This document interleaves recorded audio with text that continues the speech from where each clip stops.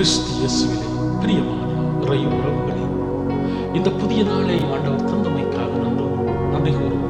இந்த புதிய நாளிலே ஆண்டவர் எங்கள் ஒவ்வொருவரையும் வழிநடத்த சொல்லி கொண்டாடும். இந்த புதிய நாளில் நாங்கள் சந்திக்கின்ற சவால்கள் அனைத்தையும் ஆண்டவரிடம் மன்றாடுவோமாக.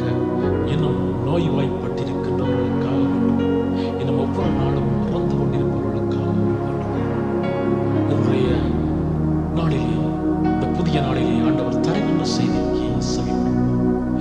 மத்தேயு எழுதிய செய்தியிலிருந்து வாசகம் அதிகாரம் 11 வசனங்கள் 28 தொடக்கம் 30 முடிய.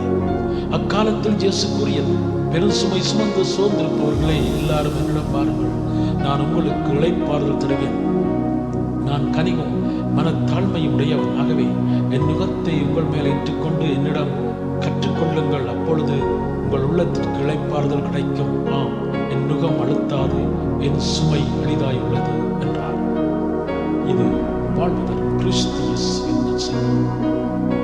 இன்றைய இந்த வார்த்தையினூடாக ஆண்டவர் எங்கள் ஒவ்வொருவருக்கும் தருகின்ற செய்தி எளியோருக்கான அழைப்பு.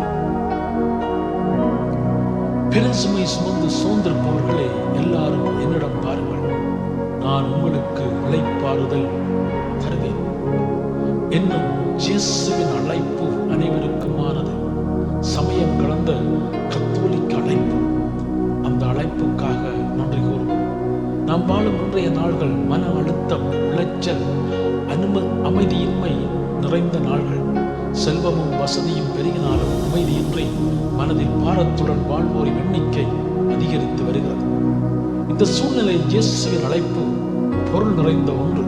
நமது கவலைகள், கலக்கங்கள், சுமைகள் அனைத்தையும் இயேசுவின் பாதத்தில் இறக்கி வைப்போமா? அத்துடன் இயேசுவின் சுடர்களான நாம் அவரை போல் இந்த அழைப்பை நமது அயலாருக்கு கொடுத்தால் என்ன? நமக்கு அறிமுகமான அருகில் வாழ்வோரின் சுமைகளை நாம் அறிவோம். நம்மால் இயன்றளவு அவர்களின் சுமைகளை குறைக்க ஆறுதல் அளிக்க முயன்றால் என்ன? மன்றாடுவோமாக. ஆண்டவராகிய இயேசுவே, எங்கள் சுமைகளை தாங்கிக் கொள்வதற்காக நன்றி கூறுகிறோம். நாங்களும் பிறரின் சுமைகளை தாங்க முன்வரும் தாராள உள்ளத்தை தாரும்.